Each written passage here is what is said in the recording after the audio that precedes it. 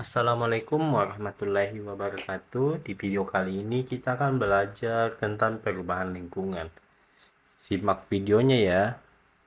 Perubahan keseimbangan lingkungan dapat diartikan sebagai perubahan yang terjadi pada lingkungan, baik karena faktor alam maupun faktor manusia, sehingga komponen penyusun ekosistem lingkungan itu menjadi tidak stabil. Beberapa faktor alam yang dapat merusak lingkungan adalah bencana alam seperti gempa bumi, longsor, banjir, dan masih banyak lagi. Perubahan lingkungan ini karena peristiwa alam ini dapat menimbulkan kerusakan serius terhadap lingkungan seperti kematian berbagai jenis makhluk hidup. Akibatkan karena faktor manusia antara lain pembukaan lahan dengan menghilangkan beberapa komponen biotik pada suatu ekosistem, aktivitas pertanian dengan menggunakan pestisida dan pupuk kimia berlebih, eksploitasi sumber daya laut yang tidak ramah lingkungan. Dampak yang ditimbulkan terhadap lingkungan akibat beberapa aktivitas manusia adalah pembukaan lahan dengan menghilangkan komponen biotik pada suatu ekosistem, menyebabkan berkurangnya kesuburan tanah, terjadinya perubahan daur hidrologi, hingga punahnya flora dan fauna tertentu. Dampak perubahan lingkungan faktor manusia yaitu aktivitas pertanian yang banyak menggunakan pestisida akan menyebabkan terjadinya resistensi hama, terbunuhnya organisme tertentu yang bukan sasarannya, adanya resistensi pestisida pada hasil panen, dan pencemaran air dan tanah. Nah, teman-teman, perubahan lingkungan tadi pada dasarnya terjadi karena adanya pencemaran lingkungan. Pencemaran lingkungan merupakan masuknya atau dimasukkannya energi atau komponen lain ke lingkungan sehingga berubahnya tatanan lingkungan. Nah, saat terjadi pencemaran, kualitas lingkungan menjadi turun sampai ke tingkat tertentu, sehingga lingkungan kurang atau tidak dapat berfungsi lagi sesuai dengan peruntukannya. Dalam pencemaran terdapat polutan pencemaran, yaitu bahan-bahan atau zat yang dapat mencemari lingkungan. Nah, suatu zat disebut polutan jika memenuhi kriteria sebagai berikut.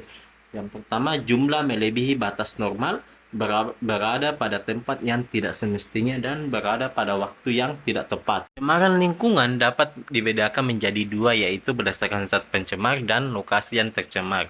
Berdasarkan zat pencemar, lingkungan dibedakan lagi menjadi pencemaran kimia, polutan berupa zat kimia baik organik maupun anorganik. Contohnya zat radioaktif, unsur-unsur logam berat, dan deterjen.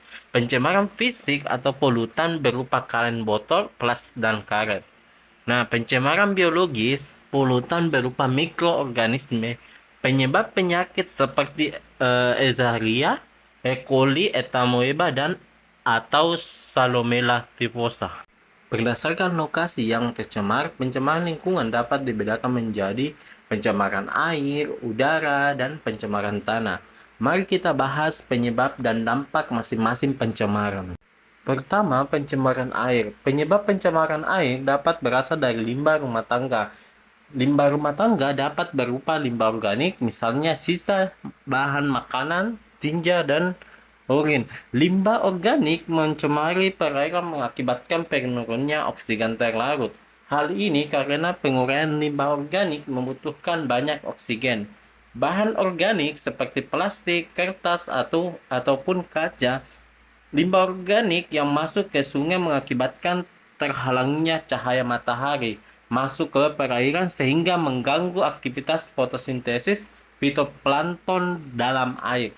Berikutnya adalah limbah deterjen atau masuknya deterjen mengakibatkan meningkatnya fosfat dalam perairan sehingga memicu pertumbuhan yang sangat pesat terhadap eceng gondok. Peristiwa ini disebut dengan eutrofikasi. Jadi, beginilah dampak yang ditimbulkan oleh limbah rumah tangga terhadap pencemaran air. Menurunnya jumlah oksigen terlarut dalam air, menimbulkan penyakit, terhalangnya cahaya matahari masuknya perairan sehingga mengganggu aktivitas fotosintesis fitoplankton dan meningkatnya fosfat dalam perairan. Bisa dipahami ya? Penyebab pencemaran air berikutnya berasal dari limbah pertanian. Limbah pertanian ada yang limbah dihasilkan saat mengelola lahan pertanian, misalnya berupa penggunaan pupuk anorganik dan pestisida. Pencemaran air oleh pupuk dan pestisida dapat mengakibatkan kematian organisme air dan organisme lain yang meminum air tersebut. Resistensi pestisida yang sulit didegradasi akan terkumulasi dalam tubuh organisme pada suatu rantai makanan. Akumulasi pestisida atau biogenifikasi terbesar berasal dari tubuh organisme pada tingkat trofik tertinggi. Pemakaian pupuk berlebih dapat mengakibatkan peningkatnya zat hara perairan sehingga beberapa populasi jenis tumbuhan air, yaitu eceng gondok, mengalami perkembangan secara hingga menutupi permukaan air. Penyebab pencemaran air selanjutnya adalah limbah industri. Limbah industri adalah limbah yang berasal dari kegiatan industri berupa logam berat seperti cat, mio, merkuri, timbal, sen, kromium, dan tembaga. Zat-zat tersebut dapat merusak organ tubuh manusia, bahkan dapat menyebabkan kanker. Dan penyebab pencemaran air terakhir adalah limbah pertambangan. Pertambangan batu bara menghasilkan bahan pencemar berupa asam sulfat dan senyawa besi, mengakibatkan air menjadi asam-asam ketika air dialirkan keluar di daerah pertambangan. Akan membawa kalsium dan magnesium yang berasal dari batuan yang dilewati, yang mengakibatkan air menjadi sada. Sedangkan pertambangan emas menghasilkan polutan merkuri dan jika masuk ke badan air akan terkumulasi pada hewan air seperti ikan. Kondisi ini dapat menyebabkan keracunan. Nah, teman-teman, agar air yang digunakan terhindar dari polutan pencemar, untuk menguji kualitas air biasanya di laboratorium menguji menggunakan beberapa parameter kimia sebagai berikut. Pertama, oksigen demand disebut juga kebutuhan oksigen biologis, artinya jumlah oksigen terlarut yang diperlukan oleh organisme dalam air untuk mengurangi bahan organik. Nilai BOD diperoleh dari selisih oksigen terlarut awal dengan oksigen terlarut. Akhirnya semakin besar nilai BOD, tingkat pencemaran akan semakin tinggi. Masuk yang kedua, chemical oxygen demand disebut juga kebutuhan oksigen kimiawi, artinya adalah jumlah oksigen diperlukan untuk mengurangi keseluruh bahan organik yang terkandung dalam air melalui. Parameter uji berikutnya adalah dissolved soft oksigen, yaitu kadar oksigen terlarut dalam air. Semakin kecil nilai DO, tingkat pencemaran air semakin tinggi. Dan parameter terakhir adalah tingkat keasaman atau pH, yaitu ukuran kesamaan suatu perairan. Air bersih mempunyai berkisaran 6,5 sampai 7,5 air dengan pH yang lebih kecil atau lebih besar, menunjukkan adanya pencemaran air tersebut tidak sesuai untuk kehidupan mikroorganisme. Itulah keempat parameter kimia untuk menguji kualitas air. Pencemaran lingkungan kedua adalah pencemaran udara. Umumnya pencemaran udara oleh gas-gas tertentu dapat mengakibatkan peristiwa berikut: penipisan lapisan ozon, efek rumah kaca, dan pemanasan global. Gas-gas yang merupakan pencemaran udara antara lain: pertama, oksida sulfur atau SOS. Pencemaran oleh oksidasi sulfur disebabkan oleh dua komponen sulfur berbentuk CaS yang tidak berwarna, yaitu ISO2 dan EOS3. Sulfur dioksida IS2 mempunyai karakteristik bau yang tajam dan tidak mudah terbakar di udara. Sedangkan sulfur dioksida atau EOS3 merupakan komponen yang tidak aktif. Nah, sumber pencemaran oksidasi sulfur antara lain dari pembakaran aran atau kayu, dan dari proses-proses industri seperti pemurnian petrol, industri asam sulfat, dan industri peleburan baja. Bagaimana oksidasi sulfur menimbulkan dampak negatif terhadap kehidupan manusia, hewan, dan tumbuhan. Nah, kerusakan pada tanaman dapat berupa matinya jaringan daun, sehingga terhadap manusia berupa iritasi sistem pernapasan. Gas pencemaran kedua yaitu karbon monoksida atau JON. Karbon monoksida merupakan senyawa tidak berbau, tidak berasa, dan pada suhu normal. Gas yang tidak berwarna, gas karbon monoksida atau CO, merupakan hasil pembakaran tidak sempurna dari mesin mobil dan mesin bakar lainnya, Selain berdampak langsung terhadap efek rumah kaca, gas CO yang masuk ke tubuh manusia dapat mengakibatkan gangguan kesehatan. Nah, gangguan kesehatan mempunyai kemampuan untuk bereaksi dengan hemoglobin sehingga mengakibatkan terhambatnya kerja hemoglobin dalam hambatan oksigen ke seluruh tubuh. Kondisi ini berakibat fatal seperti keracunan, gangguan pada jantung, memberung sirkulasi darah. Selanjutnya, gas pencemar komposisi atau CO2 dalam jumlah normal tidak bersifat polutan. Kandungan CO2 di udara dapat berlebihan akibat mengembangkan hutan atau pembakaran minyak bumi. Sejauh yang berlebihan mengakibatkan terjadinya efek rumah kaca sehingga suhu di atmosfer meningkat yang dikenal dengan pemanasan global. Gas pencemar berikutnya adalah klorin atau Cl2. Gas klorin ini atau Cl2 adalah gas berwarna hijau dengan bau sangat menyengat. Gas klorin ini sangat terkenal sebagai gas beracun.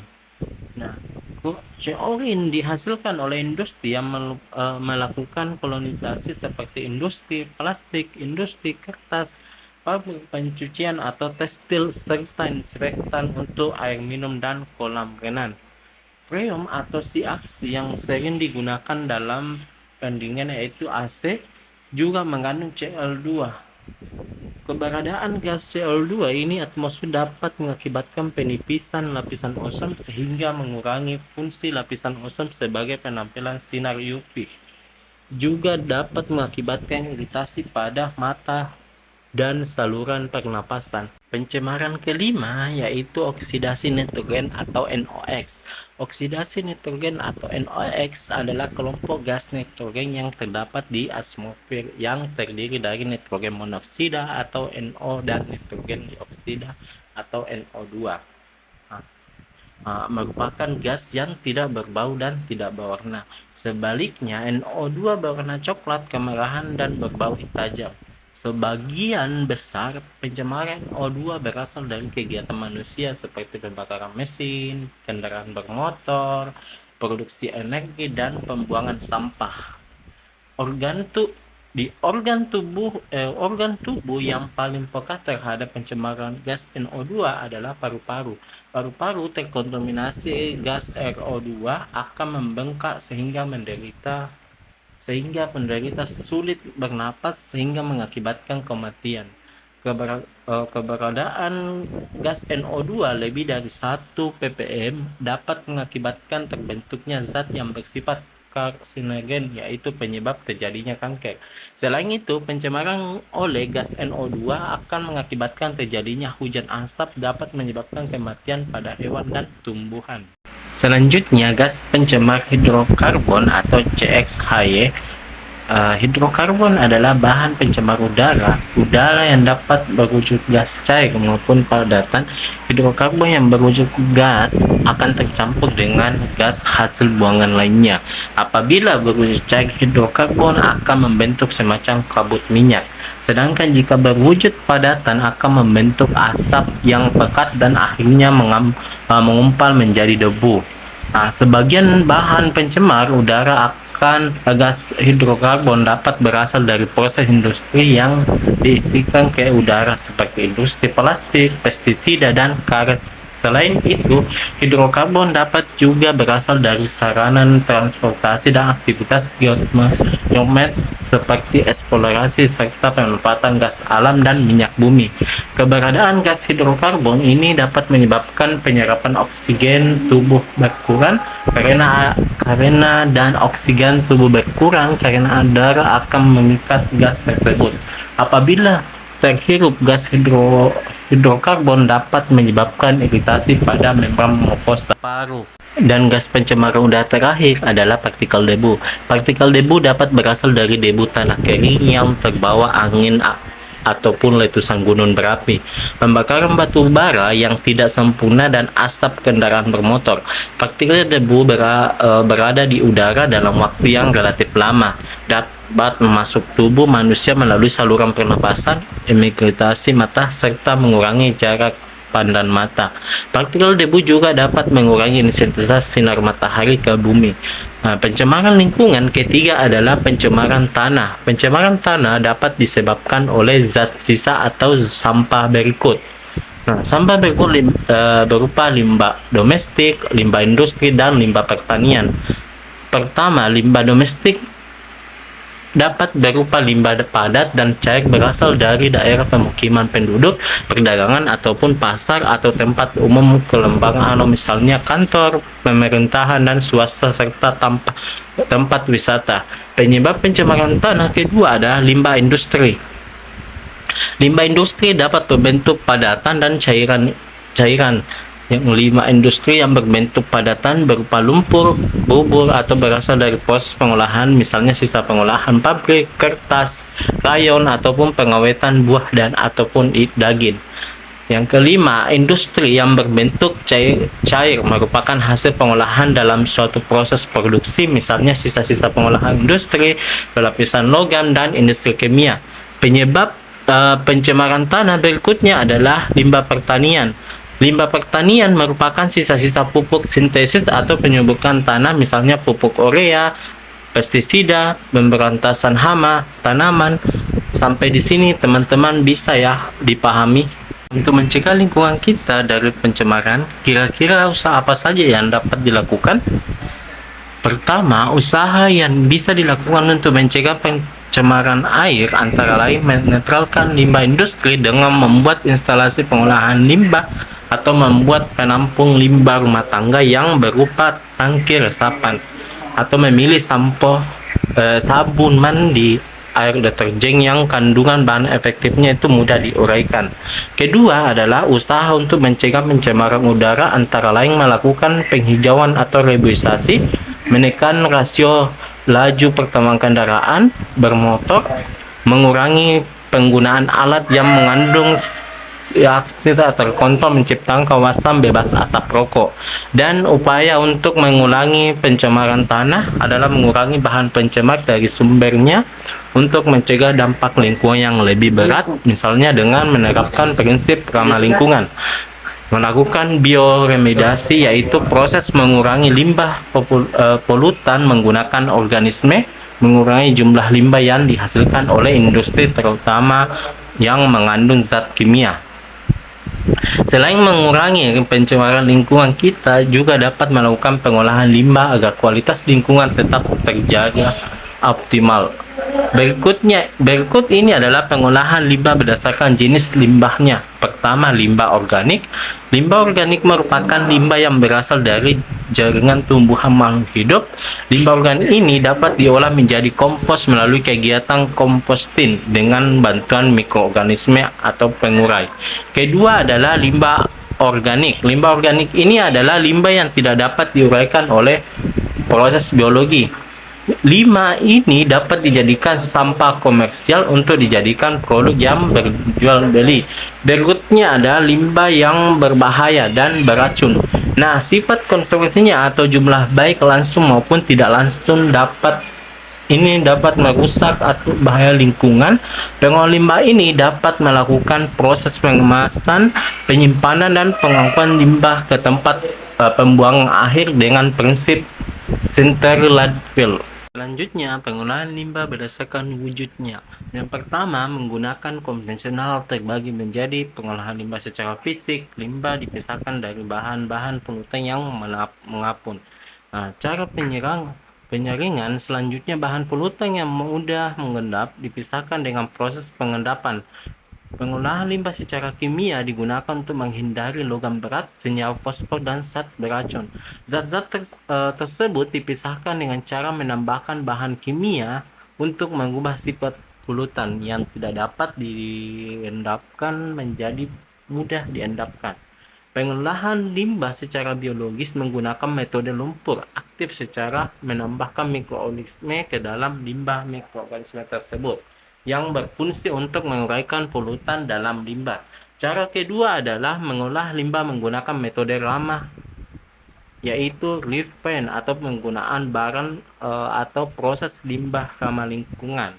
Reduce yaitu mengurangi jumlah limbah dengan mengoptimalkan proses produksinya. Reuse menggunakan kembali bahan-bahan atau limbah proses yang baru.